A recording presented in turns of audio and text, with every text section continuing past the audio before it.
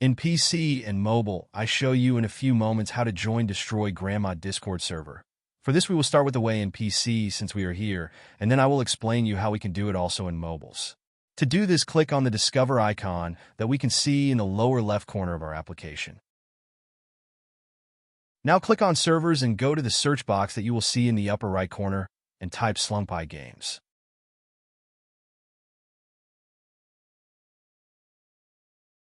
Now click on the server we are looking for, and then click on the Join button at the top of our Discord application. Congratulations, you are already inside the Discord server on PC. On mobiles, it is quite likely that you cannot do this same process, as it does not usually show the option to discover. That's why I'll leave a link to access to this server in the description of this video.